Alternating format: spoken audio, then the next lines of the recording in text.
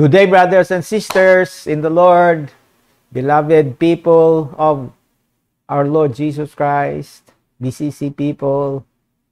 Thank you kayo sa inyo mga kinabuhi.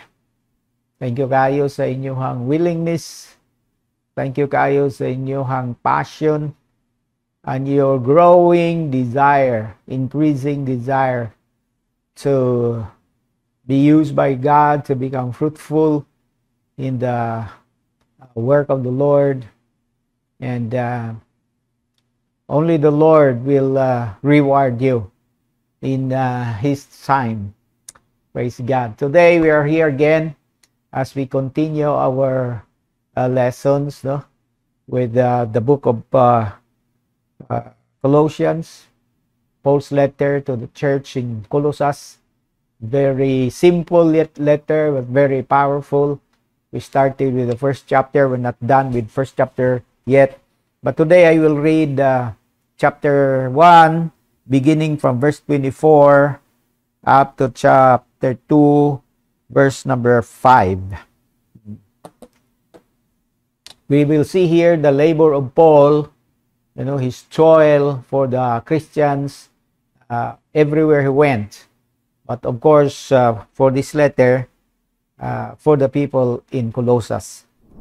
Now I rejoice in what was suffered for you, and I fill up in my flesh what is still lacking in regard to Christ's afflictions for the sake of his body, which is the church. I have become its servant by the commission God gave me to present to you the word of God in its fullness. Now, this is the first verse, or the first, the verse in this part of the letter where Paul used the word to present. To present to you the word of God in its fullness, or in its entirety. Not lacking, but the complete. Everything that God has given him, he will be able to pass them to the people in Colossus and elsewhere. But as you can see, after the word fullness, there is a dash, and then the continuation in the next verse, verse 26. The mystery that has been kept hidden for ages and generations, but is now disclosed to the saints. To them, God has chosen to make known among the Gentiles the glorious riches of this mystery. What is the mystery? Christ in you, the hope of glory. That's the mystery. And this mystery was part of the word that God has given to Paul. And as he said, he wants to give this word to the people of God in its completeness, in its fullness. Hallelujah.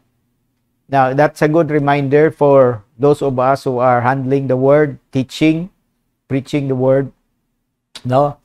Maybe your audience only 3 people or 7 people, cell group lang. Or sometimes God gives you an opportunity to stand before hundreds of people or thousands of people. It's a good thing to remember that we need to be faithful to the assignment that the Lord has given us. And to be faithful means we will be able to give everything that the Lord has given to us. That's one.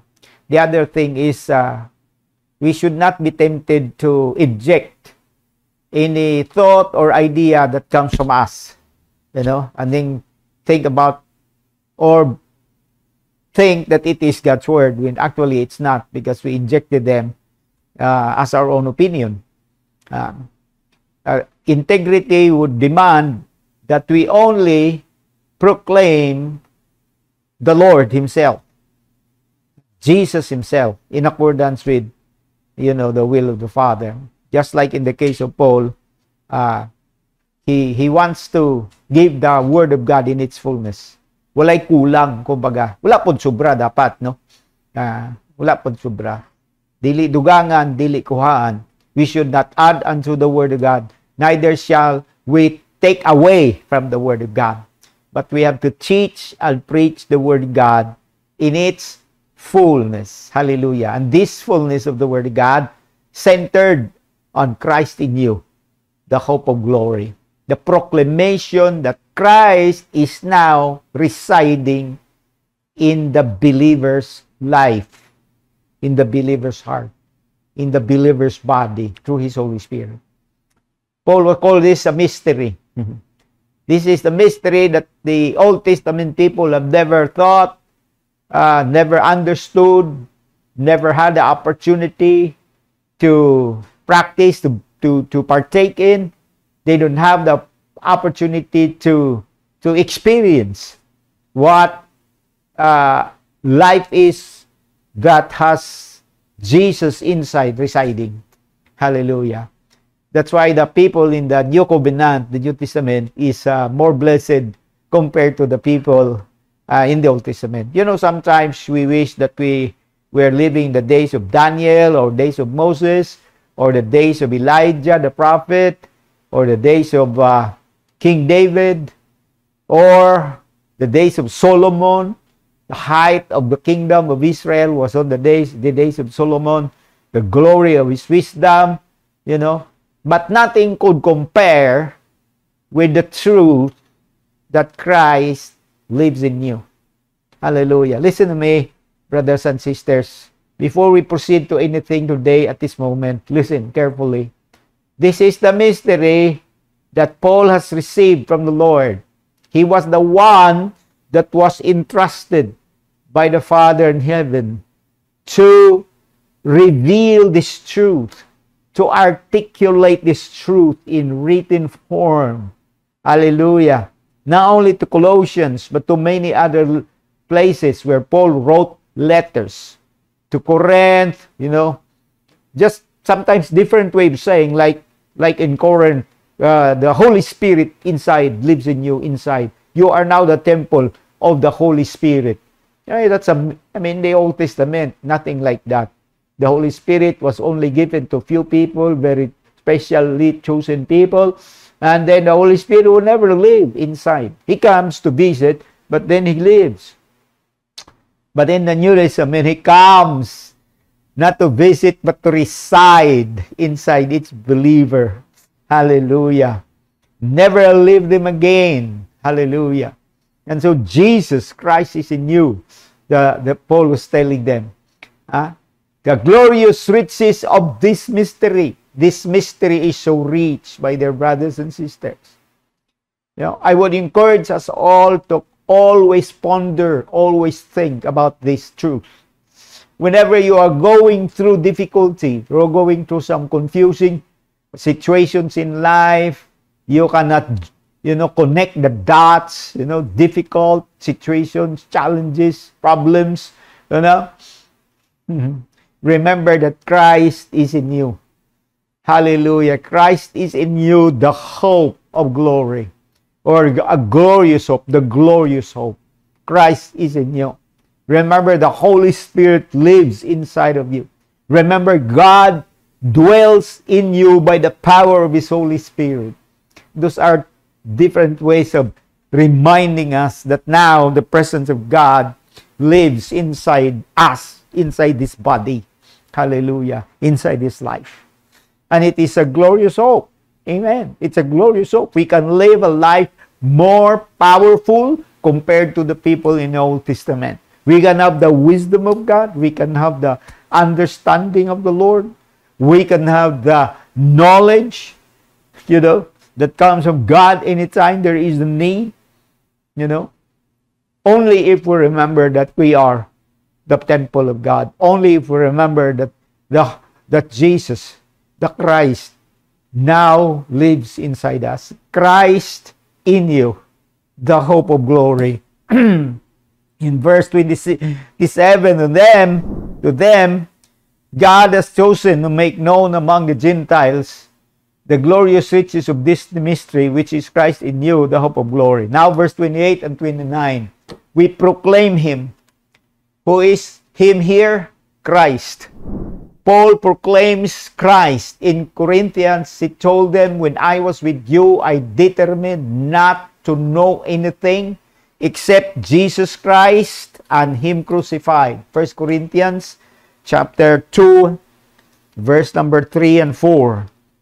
We'd like to look at this verse and remind ourselves. Hallelujah. Remind ourselves. 1 Corinthians chapter 2, verse number 2. For I resolved to know nothing while I was with you, except Jesus Christ and Him crucified. Hallelujah. Except Jesus Christ and Him crucified. There was no other issue, no other topic that Paul would talk about with the people wherever he would visit them, wherever he would go and minister to them. He has only one topic. He has only one message, and that's Jesus Christ. Paul did not waste time, engaging in discussion about politics, about whatever news around. He has lived his life all throughout, proclaiming, talking, preaching, teaching of no other topic but Jesus Christ. Hallelujah, the hope of glory. Amen. Hallelujah. I was really inspired to bring myself closer to the pattern and model of Paul in serving the Lord. It's so easy for us preachers or pastors to be, sidetracked by temporal issues of the day, politics, business, sa mga istorya. We have long hours of talking about things that do not have eternal value, only temporal value. Yeah. But Paul did not allow himself to be tempted or trapped by these concerns. He focused on proclaiming Jesus. We proclaim Him in verse 28, Colossians chapter 1, verse 28. We proclaim Him, admonishing and teaching everyone with all wisdom. We proclaim Him, admonishing and teaching everyone. Can you say the word everyone?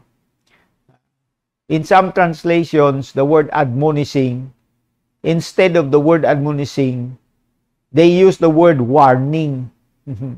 Warning and teaching everyone, because part of the Word of God, there are promises of the Word of God, there are teachings, instructions of the Word of God, but there are also warnings from the Word of God. Hallelujah. And so when Paul proclaims Jesus, he also warns them, the danger of neglecting Jesus or rejecting Jesus. The danger, what it would mean if a person rejects Jesus. Hallelujah. That's why he would admonish them or urge them or plead with them. Hallelujah. To receive Jesus. Like for example, in Corinthians, 2 Corinthians chapter 6, Paul has this to say in 2 Corinthians 6 verse 1. He says, as God's fellow workers, we urge you not to receive God's grace in vain. Verse 2, for he says, in the time of my favor I heard you, in the day of salvation I help you. I tell you, now is the time of God's favor. Now is the day of salvation. He was urging them to jump on this once-in-a-lifetime opportunity to receive the Lord, to receive Jesus, to come under His covering, to come under His presence, to connect with Him while there is time. The next verse of that, he says, I tell you, now is the time of God's favor. Now is the day of salvation. We put no stumbling block in anyone's path so that our ministry will not be discredited. Hallelujah. Now is the accepted time of God's favor. He was telling them of the urgency. of the urgency to connect with Jesus and the danger when you miss that opportunity. You know, that's why back in Colossians 1:28, admonishing them or warning them, you know, admonishing them and warning them. Dasig na mo sila, gitudluan na mo, gipasidan-an na mo sila. Importante kaayo nga mawarningan ang mga katawhan sa Ginoo. Ang uban, sobra ra kaayo ang ilang kumpiyansa sa ilang kaugalingon. Too confident on themselves. Believe kaayo sila sa sarili nila. Or believe sila sa kwarta nila. Believe sila sa connections nila. Believe sila sa ilang mga binuhatan. Daghan silang mga butang maayo nga nahimo. Nakahatag silang dakong kwarta sa mga charitable institutions, sa simbahan. Nakahatag silang dagkong kwarta. And they thought that these things will help them on the day of judgment. My dear brothers, that is a false understanding. That is a misunderstanding. That's why Paul admonishes and teaches everyone with all wisdom. And he's not talking about human wisdom. He's not talking about worldly wisdom. He's talking about wisdom that comes from God. Only through Jesus Christ, our eternity will be made secure. No one and nothing else. As the poet have said, on Christ alone, the solid rock I stand. No other ground is sinking sand. All other ground is sinking sand. On Christ alone, the solid rock I stand. On Christ, the solid rock I stand. All other ground is sinking sand. You see? That's why Paul would proclaim him, admonishing and teaching everyone with all wisdom. And then the last line of the verse, so that we may present everyone perfect in Christ. Back in 24, to present the Word of God with all its fullness. To present the Word of God in all its fullness. That's what he said back in verse 25. To present to you the Word of God in all its fullness. But now, he uses the word present to present everyone perfect in Christ, so that we may present everyone perfect in Christ. In verse 28. So that we may present everyone. Say the word present. And then say the word everyone. Present everyone. Everyone means everyone. Not just some, not just few, you know. Not just even many, but everyone. To present everyone perfect in Christ. Hallelujah. We all know the word perfect means fully mature in the other updated translation of NIV. You know, in the other translation, completely. To present everyone complete in Christ. Or in the Passion Translation, to present everyone with full understanding. To bring everyone to full understanding. Hallelujah. All of these are giving us a picture of being mature, fully mature in Christ. We all know that when and only when a child is mature, that he becomes useful, you know, or he becomes an asset in the family. Pag wala siya naghamtong, dili siya mahimong asset. Liability pa siya. Sayang kung diha lang siya kutob sa iyang hinabuhi. Sayang kung ang Kristiyano, you know, when a Christian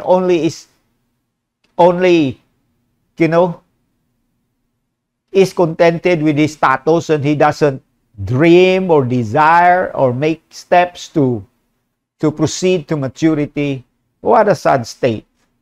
You know, I believe it is tragic, no, when a believer is contented in this little faith that he has, his kindergarten faith, contented himself just being a child of God and does not dream of growing and maturing so he can become an asset, he can become an instrument, can become useful for the glory of God. That is why Paul here in the next verse, in verse 29, to this end I labor, struggling with all his energy, referring to the energy of the Lord, the energy of the Spirit God who resides in him. And this energy, you know, which so powerfully works in him and in you as well. Kita tanan, naataan na ba? Mga galamiton ta sa Holy Spirit. Iyang energy. Ako ning gihatag sa inyo, tulo ka bagay manigo diri. No? Sa model nga ministry ni Pablo, ang goal niya is clear, and that was to bring everyone to full maturity. Ikaduwa, ang manner niya in ministering, you know, is worth emulating, and that he give his best. No? Labor, agonizing, you know, struggling, travailing. Wala pa siya ni undang. We proceed in chapter 2, verse 1 of Colossians. I want you to know how much I am struggling for you. I want you to know how much I am struggling for you, how much I am laboring for you, how much I am agonizing for you, so you will become mature. And for those at Laodicea, and for all who have not met me personally. Grabe kayo si Pablo, all-inclusive siya. Kay bisan ganito mga tao, nga wa pa niya nahimamat. Even those believers who have not even seen Paul or heard Paul in person. And Paul has not even seen of them. And yet he included them in his agonizing, in his laboring, in his struggling. How does he do this?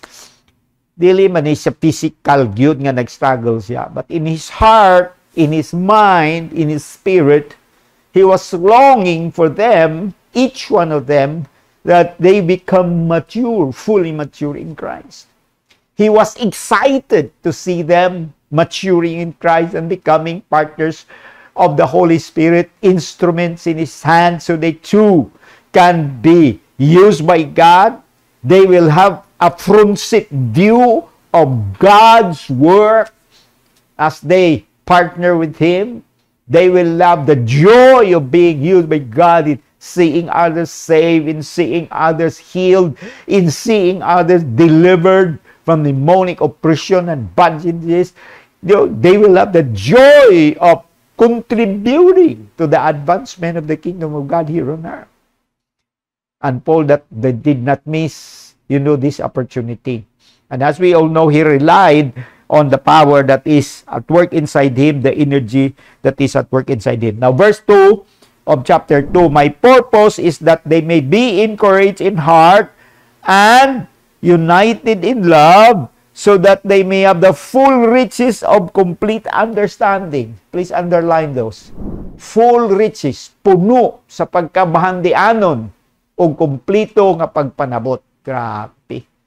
In order that they may know the mystery of God. Who is the mystery of God? What's the mystery of God? Jesus Christ. And where is he? Inside each believer. Christ in you, the hope of glory. That's the mystery of God.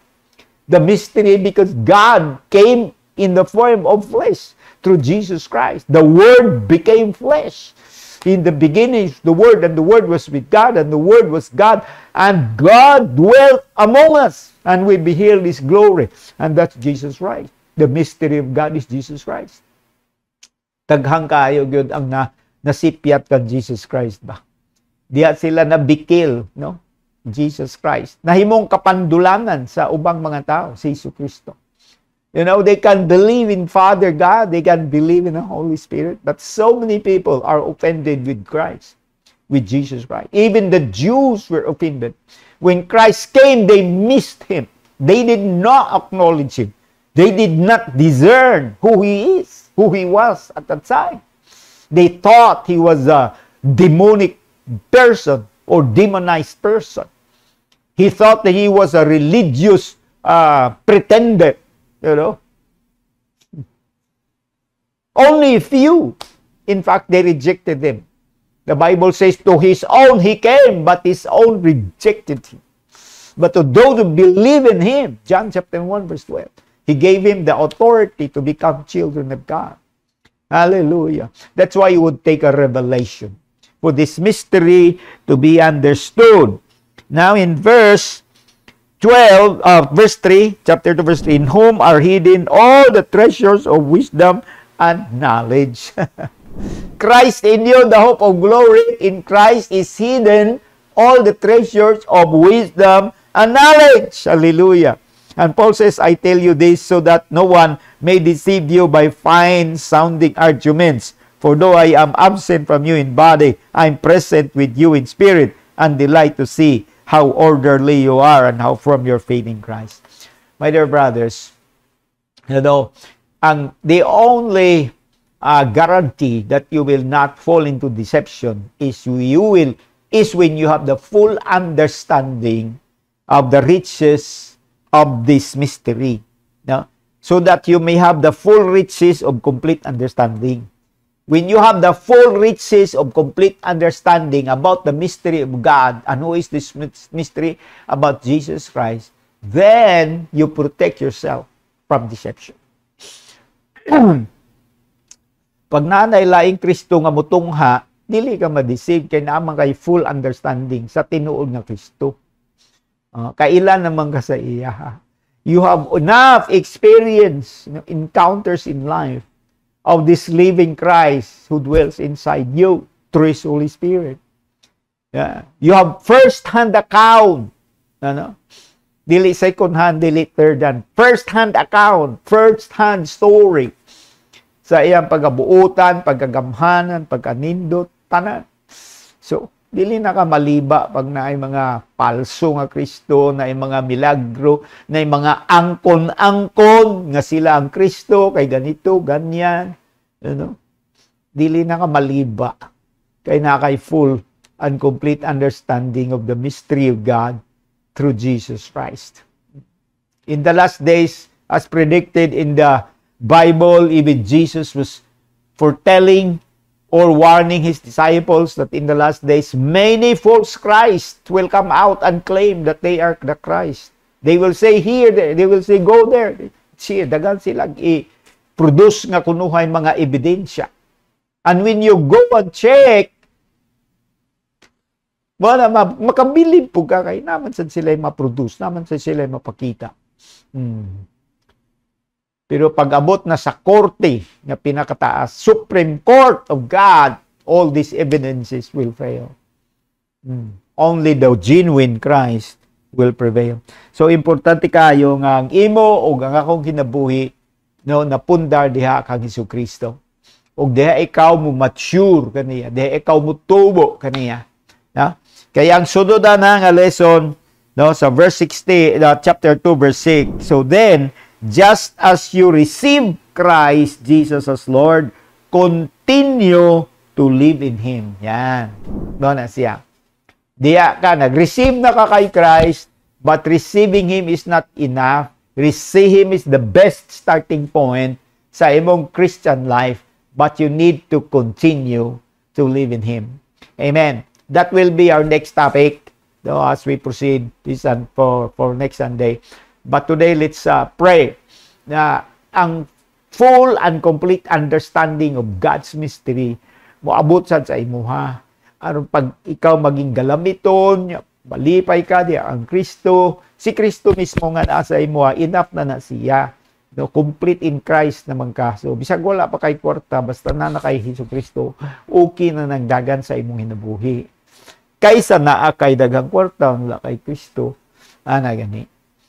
Mo na nga, dapat nakasabot na ka na niya, ikaw na ang magkaroon ka na og kanang bang comfort and strength, assurance, security, dili na ka matinag, dili na ka magpanik, dili ka magrattle, kaya na naman si Jesucristo sa imong hinabuhi. Let's pray. Gracious Lord, thank you for your goodness. Grabe ang mystery sa pagtuong Kristiyano. Mystery sa Diyos nga mao si Jesu-Kristo nga gitago sa mga katuigan ni milabay apan gipadayag Ginoo sa pag-abot sa tama tak na panahon pinagi kang Kristo. Ang mga apostoles gisangunan were commissioned to proclaim to all the world, preach the gospel to all creation. Hallelujah. Make disciples out of those who will believe in Jesus, baptize them. Mao ni ang commission na gihatag sa mga apostolos. And we continue, Lord, to teach and proclaim this.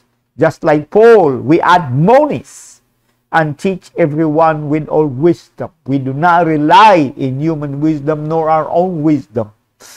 Wisdom from the world will not contribute to the cause of Jesus Christ. Only wisdom that comes from Him. Hallelujah. Through the Holy Spirit. That's why, salamat kay dear Lord sa imong pagkamaayo. Wala kay hulong nga nagahatag sa imong buhi nga pulong sa imong mga katawhan. Ang makadaw sa muhamtong gayod ug mahimong galamiton nimo, Lord. Dili sila muogot sa ilang pag-alagad. Mupadayon ang kada usa, O Lord. Bless nimo, O Lord, tanan karong gabi. Lord, thank you sa pag-restore, pag-ayo, pagluwas nimo, Ginoo. Let there be testimonies and stories of how good you are in hearing and granting the prayers of your people. In Jesus' name, Amen.